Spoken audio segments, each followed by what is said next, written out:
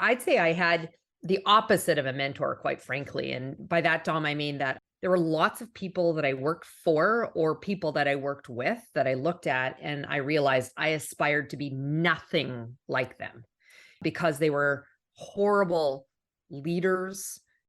In some cases, some are horrible people, like the ethics and some of the things they brought into the workplace. So for me, I learned from them, but not in the way that most people traditionally think of mentorship. I did, however, have one boss who said something to me at one point, which was,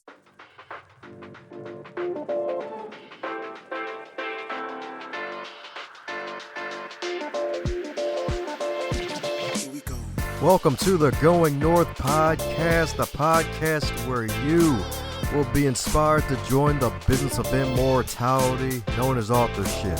I'm your host, certified self-leadership trainer, member of the Maximum Leadership Team, and best-selling author of the book, Stay the Course, Dominic Dom Brightman. And you're going to be getting some tips and techniques to advance yourself coming up next.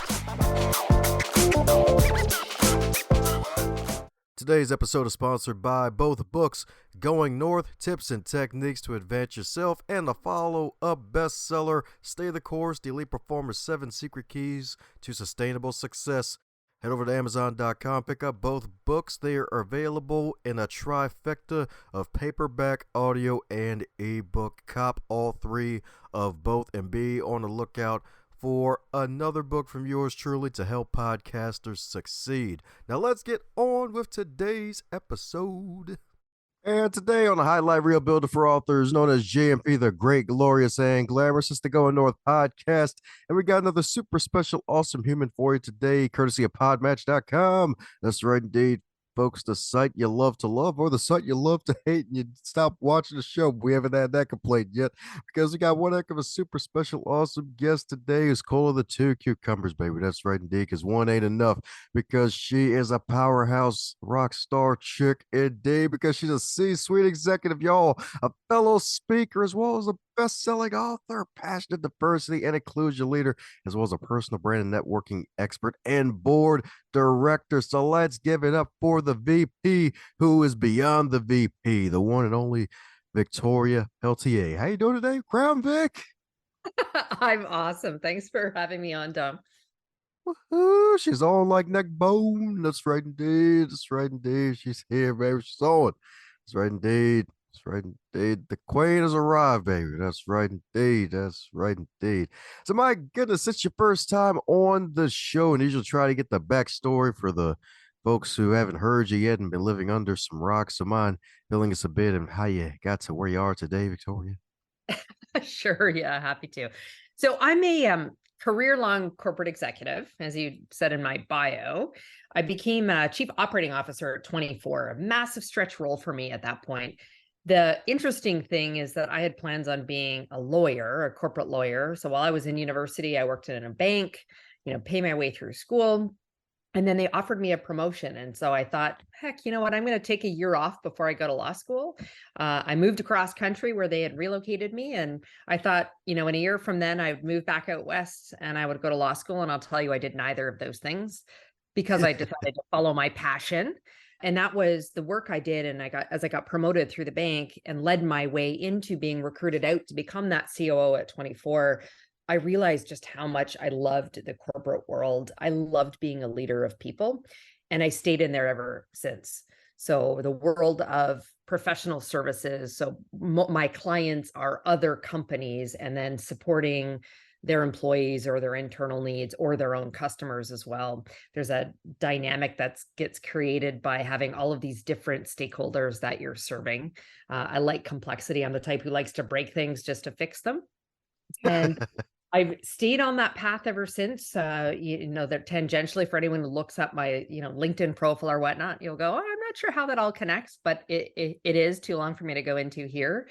And I've also followed a number of principles around doing the right thing in business. And a big part of that has been my work around being a human-centered leader and also being focused on diversity and inclusion. I've been speaking for 20 years, the first 10 of which was probably just around like industry, business related topics. And then I got more comfortable with being authentic, with being vulnerable, with sharing my own story, and infusing that into still talking about business topics, but also inspiring and motivating people to overcome obstacles and be their unstoppable selves. So that's a bit about me. Woohoo! That's right indeed. The bit they could chop on indeed. That's right indeed. That's right indeed. And inspiring folks is definitely right, because doing my usual snooping before the folks pop into the magical Zoom cube, it's like, shoot, she had a rough upbringing and she was able to turn it around. It's like yin and yang. It's like, oh, she could have stayed in the wonderful mud zone of trying to be staying confused, but no, she turned it around at 19 and then became a CEO at freaking 24, if I'm not mistaken. And then it's like, oh, all these different winding roads. So what do you think helped you to get that drive for success and to keep it, no less? Because some folks, they get a certain amount of momentum, they go for a little bit and then they just stop, but it looks like it just kept going and going like the Energizer Bunny. Yeah, it's true. It's true. So I did have a rough upbringing. I'm born to a drug addicted teenage mother who was exceptionally abusive to me. So in and out of the child welfare system for a number of years, and I was adopted to a loving family, to parents who were anything but abusive, very loving to me. And I remember my mom saying to me, probably like 10 or 12 years old, I remember saying, Tori, you need to do better than us. And she actually meant socioeconomically. So although I was taken out of this abusive situation, and also where I slept on a mattress on the floor kind of thing, to, a home where I was loved, but, clothes came from Kmart. There was never a vacation. I never had to have food insecurity or be worried about having clothes on my back, but there was a lot of extras I didn't have. So for me, was determined. I don't even know when it began, but when my mom said that to me at 10 or 11, that I was going to be better than my biology or the circumstance I was raised in. So that's it. It's been there since a very, very young age that I was going to prove to the world that I was going to, again, be better than biology or circumstance. And I had adopted the, phrase or word about being unstoppable many years ago, and the title of my book. But that's, for me, that's about being resilient. It's about making choice in terms of how we're going to respond in the situation.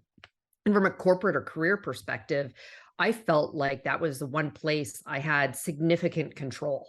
What happened, in my, personal life, what happened in my younger years with my family, I wasn't in control of that. So I started working at age 11. By 14, I was like the assistant manager of the shoe store I worked in. And I got accolades because I had an exceptional work ethic.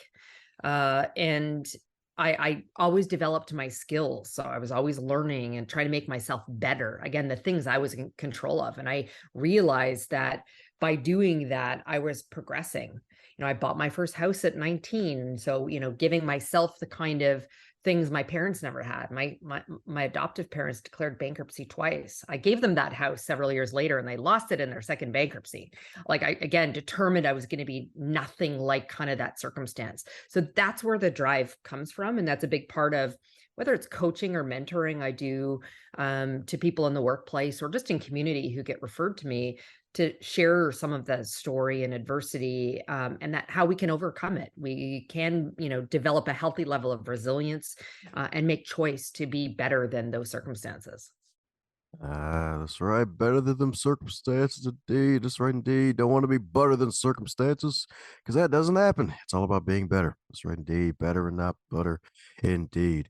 So you mentioned mentoring, which is freaking important. So what was mentoring like for you in these multiple careers? Did you have like this mentor like outside of your companies that you would work for, or did you have like an executive coach that you had with you when you got to IBM? Like how was the whole mentoring thing for you? Did you have a mentor like at least in the younger years growing up, or was just all you just roughing it and then you eventually found one?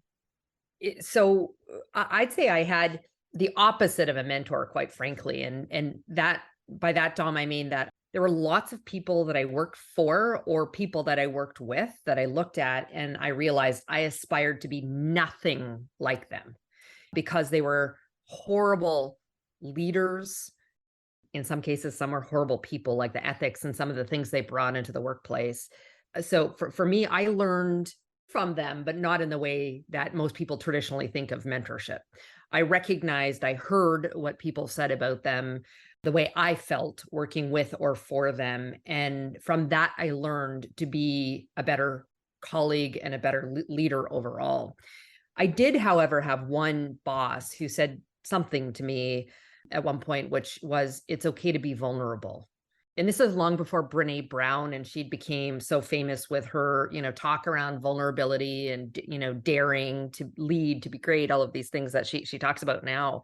And so that was super helpful for me. And it actually came a couple of years after something similar in the workplace. So I learned I had a nickname as the Iron Maiden. And I think I was in my mid to late 20s at that point. So I was already an executive leader. And I think it came for two reasons. One, I have been put in a position as an executive to lead through some very difficult situations. In fact, I've been through 18 mergers or acquisitions or kind of similar transactions. And I'm usually at the heart of managing the integration, the transition. And that often means reorganizing the business, laying off people. And so I would make the hard decisions. I don't have a problem with that, but I was afraid to show my vulnerability and show my emotions. And so the Iron Maiden came because I, made all those difficult decisions, but they didn't see that it hurt, it physically hurt. And there were tears at home, and I would never bring it to the office. I wore a mask all the time. And some of that came from my early years as fear. I feared being rejected. But also I was the youngest executive in the boardroom. I was the only woman there as well. So I felt like I needed to show up a little bit differently. And that was wrong. So I needed to start to, be more open, be more of my authentic self, and be more vulnerable. So between hearing that nickname and a couple of other things that I heard in the workplace that around how people perceived me that I knew wasn't me, and then hearing one boss who said it's okay to be vulnerable, that was a time for me to sort of shift and change the way I showed up at work, the way I chose to lead and be my true and authentic self. And part of my role around mentoring others now is sharing with them some of the scary things I've seen in business. I've learned the failures I've made, and trying to be the kind of mentor I wish I'd had. Not someone that people learn what not to do from, but hopefully learn to do some of the things I've, had to learn the hard way. Ah, that's right indeed. Probably harder than a turtle shell, maybe. Oh my gosh, it's funny you say that. Turtle is my nickname with that tattoo. And I'm called that because I have this tough exterior. I can handle a lot, but I'm truly all soft and marshmallow on the inside. That's right indeed. She's a sweetheart at heart. That's right indeed. That's why she's off the market for a reason, y'all. That's right indeed. Someone broke past the shell. That's right indeed. Yeah. That's right indeed. That's right indeed. And definitely important too. And it's a powerful lesson of, hey, that's actually probably one of the biggest lessons for anyone to really learn, especially innately like that, is say, if you see somebody doing something stupid and living a life you don't want to live, do the opposite of that. That's great. Oh man, and with the mentorship and helping out some folks of the future, the executives of the future. So my goodness, any words of encouragement for those looking to, I guess, get those mentors in life, or heck, even those who are willing to now be mentors and they may be new to the whole mentoring thing? Yeah, I got a lot to say around that and advice to give. I'd say, first of all, I think it's important that every person builds their own personal brand. And so that is, a lot of people think, you post your profile on LinkedIn, that's a job title in a company that you work at. And maybe there's a history of experience in a certain function or type of role or an industry, and that's going to speak for itself. I think it's important that you need to build a much more holistic brand that talks about who you are as a human being. What are the things that you're passionate about? What values? What do you stand for? So people can advocate for you when you're not in the room. And so from there, I also talk about being strategically intentional around not only how to build your brand, but who you choose to network and engage with. And I'm a big believer in go broad and wide with that. A lot of people think that there's like two networks, one for personal and one for professional. For me, it's all just life. And we've all realized 6 degrees of separation, how small it all really is. So I've chosen to just be really generous with whom I connect with. So I'm almost an open networker on LinkedIn. It's very few people I don't accept to engage with. But then also be intentional around whether it's a new job, whether it's looking for a mentor or gaining sponsorship, who you are going to connect with. So having a strong brand will help be known and also have people want to advocate for you and be your mentor or sponsor. And the other thing would be to ask. I find too many people are afraid to ask for that coaching, that support, that mentorship. I have the saying, you don't ask, you don't get. Sadly, Dom, my children have learned that well from me, and they ask far too much. Know your value, know your worth, and ask. I mean, the worst thing is someone could say no.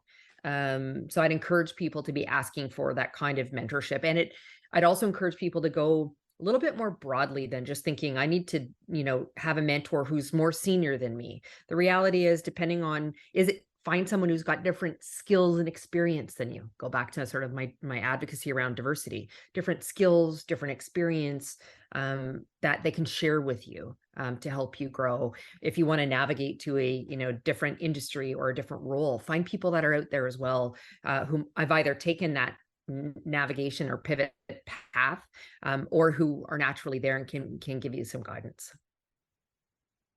There you go. That guidance today, baby. That's right there. You love to see it. And definitely so right about that. And especially the power of asking, because it's like a lot of folks tend to not ask. It's like, hey, they want to keep that mouth closed and not get fed. That's right. Just want to keep it closed. Yeah. Just walk around, just see a pile of food around them. Like, what the heck happens? Like, they didn't ask. Like, what? They kept their mouth closed. Yeah. I've been told I'm a tough negotiator, but I'm like, I can be for sure. But I also just ask for what I want, I need, I think I'm worth.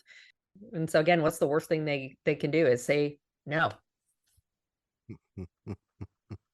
Yeah, yeah, it's definitely true. It's definitely true indeed. So my goodness. I also hear that that turtle shell tattoo is even more meaning because used to be like full introvert, and then now it's like, oh, you're full extrovert now, and probably still have your introvert moments where you need to rest and relax and take a break from peopling. So how was that transformation like? I'm pretty sure there might be some folks like, oh God, no, people, no. Yeah. Yeah. I grew into the, extroverted woman you see in front of you now. I feel like she was probably always inside there. In fact, my mom put me into modeling when I was fairly young because I grew quite tall pretty quickly. And she thought it would help bring me out of my shell a little bit. And it led its way into me doing acting. And so I could stand on stages and be someone else. Play a character on stage.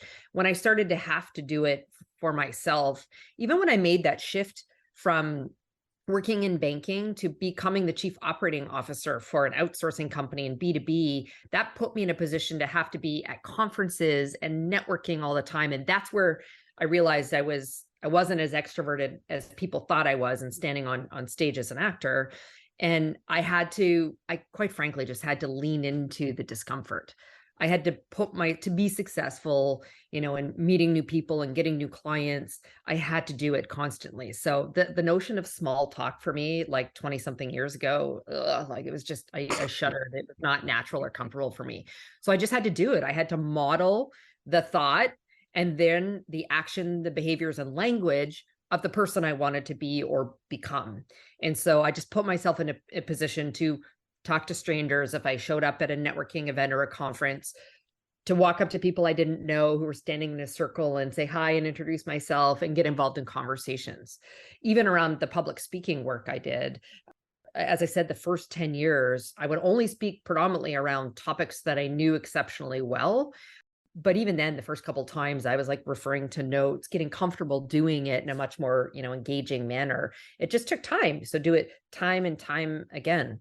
But even though I'm extremely extroverted, as you see now, yes, I do have times where I'm tired of peopling, as you say. And it's funny because I joke with my husband at the end of the day, I'm like, all I do is I'm on back-to-back calls nonstop. I'm on engaging. I said, so at the end of the day, like there are many times like I don't want to leave the couch. I just want to sit here. I don't want to talk to anyone on the phone. I love my husband dearly, like happily engage with him, but he's in the safe place. I'm like, but I don't want to engage with anyone and I don't want to make any decisions. And that's how I gain a little bit of like my energy back to redo it all over the next day.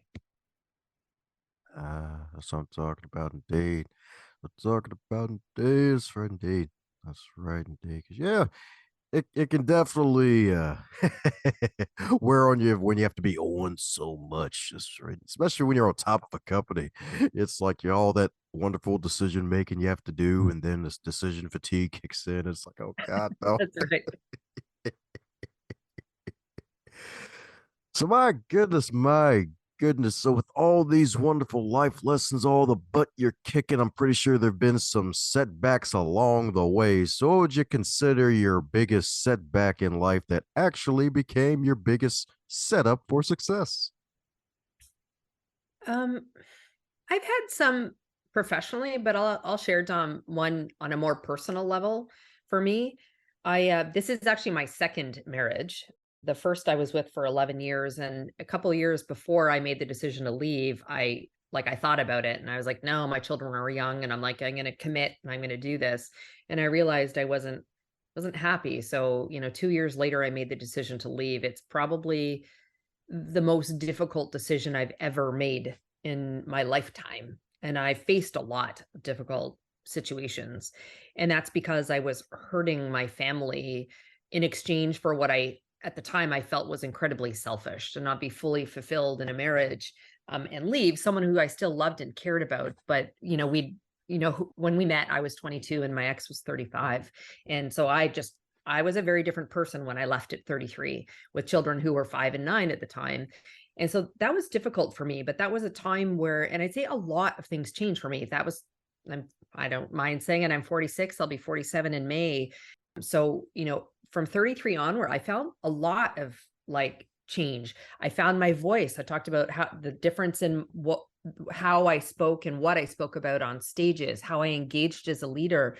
That came because I made a subsequent choice for myself that I resisted for years. So that was incredibly difficult, but I learned a lot through that around who I was, letting down. I actually let down that turtle shell even more as I started to date after that.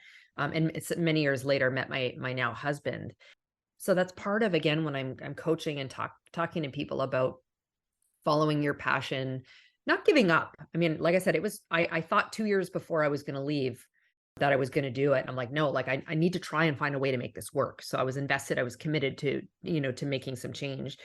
But that ultimately, I think people need to, again, take control, make choice, and they're going to be difficult, for sure. But how we choose to respond to that, how we pick ourselves up each day and just one step in front of the other, but also with a tribe of people who are going to help support you is critically important. And so from that incredibly difficult decision I made, I grew significantly as a person. I also think my children, in seeing me in, a marriage now that's so loving, and I found my human, my person who, is here and to support me, and they can see that and experience it. So should they choose to partner themselves, they're 18 and 22 now, they have a model to look towards. I didn't have that growing up. I had loving parents towards me, but they were not very loving towards one another. And so again, I've made Oh, choices for myself and also, for what I hope is for my family, so that they can be the best versions of themselves and that they'll see that I've tried to do the same for me. I got you. I got you. That's right indeed. Oh, so you're May baby. Which day of May? May 4th. Oh, okay, you're good people. All right, all right. That's what I'm talking about. That's right, indeed. Really good people. Got a couple close friends of mine. They're early May babies too. Yeah, May babies are freaking awesome. That's right, indeed. That's right, indeed. Yep. And that's definitely a hard decision. I could definitely imagine too. Like leaving a marriage like that. Because I mean, hey, yeah. at one point in life, you're at one stage, and then a decade and some change later, whole totally different person with accumulated wisdom among other things. And it's like, oh shoot. Yeah, man, oh man. But my goodness, my goodness. So since you've been on a boatload of podcast interviews, is there a question that you wish you'd be asked more often when you're on the guest side of the game on the microphone? Hmm. I don't know. That's a good question. I'm not sure. I I am on many. I've been asked some really open and raw questions. I feel like I'm quite a bit of an open book, quite frankly. Maybe not as much, or I spend a lot of time probably talking about like looking back in my past, maybe a little bit more around what the future holds. So that could be one. So if you were to ask me what does the future look like for me, it's a few different things. I have my long-term goal is just to, leave a lasting legacy of having impact on all those I touch or I come in contact with. And that's things like my coaching, mentorship, the advocacy work, the diversity and inclusion work that I do. All of that is part of the legacy. I want to go back to being a CEO. I now work for, a professional services management consulting company where I'm coaching and providing consulting and services to other CEOs. I will go back to being one myself and sitting on more boards and doing more public speaking and traveling a lot. I love to travel. I want to see new parts of the world. And as a very recent empty nester, my youngest moved in with my oldest. So I'm happy that they're living together. That's great. I've told them that one, if not both of them, needs to make me a grandmother. But I was a young mother by choice. They're not making me a young grandmother. So I don't know if I can say this on your podcast, but I actually Amazon my son condoms because I'm like, wrap that stuff up. And I'm too young to be a grandmother. So have some fun, but not wise.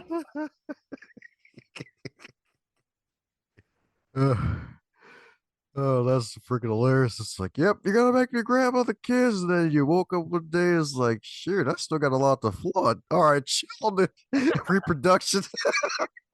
Well, I'm sure none of your guests have talked about that, Amazoning their children condoms, but I said I was an open book. That's hilarious. Hey, practice safe sex, folks. That's right. Yeah, you don't want to have a First Chronicles out the Bible situation with all the begattens, or for more recent example, you don't want to be in the Cannon situation.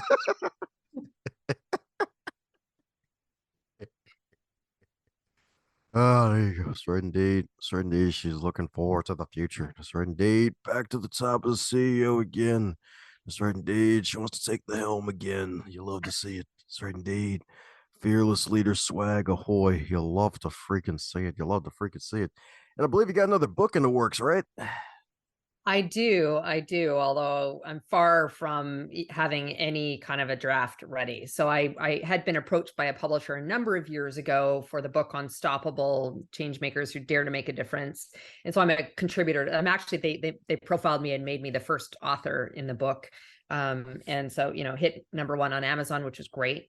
But now the plan is to do the full length book and tell the story that I share openly, in podcasts like this or on stage, but do it much more holistically. So that's in the works. It's also a matter of finding time to write all of an entire book on top of everything else I'm doing. Heck yeah, maybe if you can find somebody, have somebody transcribe your past interviews. That's right indeed. Your 10 That's right. favorite. Good idea. That's right indeed. Or your 10 favorite, or the 10 that probably got the most content out of you. That's right indeed. Them news stories. Indeed. So my goodness, since you mentioned the book Unstoppable, if that book were a food, what would it be and why? If that book were a food, okay, well, it's a book that's intended to feed your soul. So again, stories of inspiration. So for me, that means it's a Reese peanut butter cup. You put chocolate and peanut butter together, and that is always yummy. Ah, there we go. My kind of people right there. Right there. It's a Reese peanut butter cup. Funny enough, that was part of my running joke for my second book when it was the whole 99-cent bestseller thing. It's like, yeah, hey, help out a brother get half a Reese cup. Buy the book. That's funny. It's like, hey, it actually worked. It's freaking Uber. It actually freaking worked. Freaking hilarious. I'm surprised there were no maple syrup references because I hear you're a proud Canadian. Yes, yes, I am a proud Canadian. Although most people, unless I don't know that, unless I tell them, except when I say two words out and about, and then it gives me away for sure. Or if I tell them that I play hockey, they're like, oh, okay, must be Canadian. But yes, I have done some maple syrup. I think I was reading an article that they just had like one of the biggest, I don't know if you call it crops on year. I guess last year's weather wasn't amazing. But looks like it's going to be another great one. So I don't know if you know, but they in like Quebec, where a lot of the maple syrup is produced in Canada, they have reserves. Kind of makes me think of like here with our gas reserves that Biden's slowly been releasing out, but they have reserves of maple syrup. That's how important it is to Canadians in the world. Hey, I mean, hey, when you have maple leaf mussel, you got to have the supply, right? That's right. That's right indeed. That's right indeed. That's right indeed. She's got that stick to itiveness hockey style. That's right indeed. That's right indeed. So we're coming down to the magical question that every guest gets to receive. And that is if you don't wake up tomorrow and you're 25 again, but you're still in 2023. What advice would you give to yourself? Oof. Um, well, if I woke up in a 25-year-old body, first of all, that would be amazing. I think people have learned a lot over these last couple of years with the pandemic around following their purpose, their passion, and the things that mean the most to them. So if I woke up at 25 in today's day and age with how we're seeing people trying to bring that into the workplace, I'd encourage them to lean into it pretty deeply, but not so far as I think the pendulum might have swung, to be a little bit more balanced as well in terms of the goal setting that they have for themselves. I find there's a lot of impetuousness in the Gen Zers, like my son, and to lean into that sense of purpose, passion, mission, and drive, but also a lot longer term planning. I'm open to going with the flow, but at the same time, being a little bit more planful as well around the future to kind of balance out how much the pendulum swung one way. That's probably it. There you go, that balance.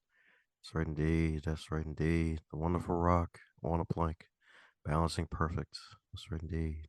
With the ripples of water in the background. That's right indeed. The perfect balance.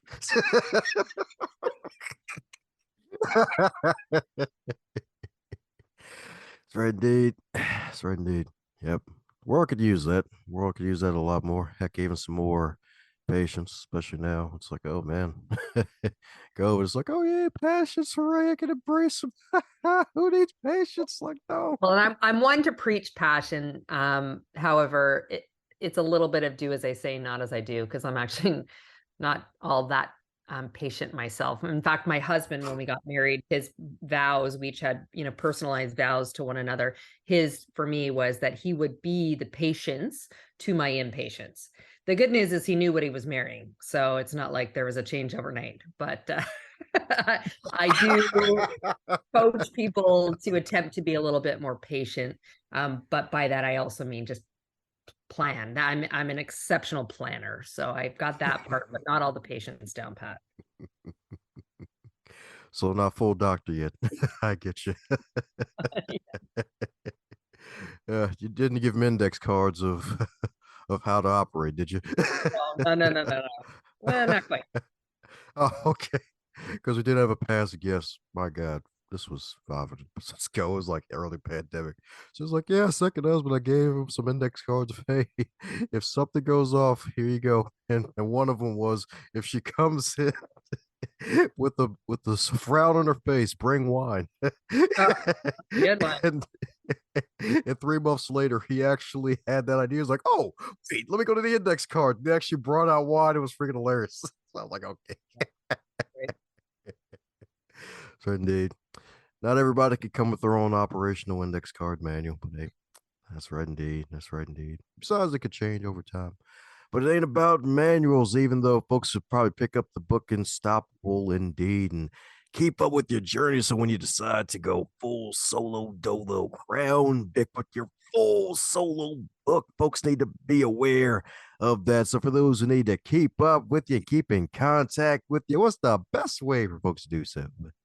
I have a website, which is victoria-pelletier.com, which is where you will find the book, my blogs and all the articles, copies of podcasts and other media that I do will be found there. So stay up to date with all the goings-ons of Victoria Pelletier.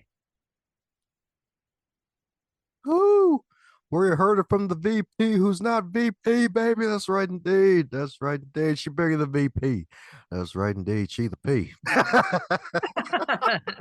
That's right indeed. Madam President D. That's right indeed. No longer Iron Maiden. Marshmallow Maiden. Even though Yeah. she's still probably got a freaking story. She probably got a stainless steel hockey stick for you. If you act stupid. Yeah.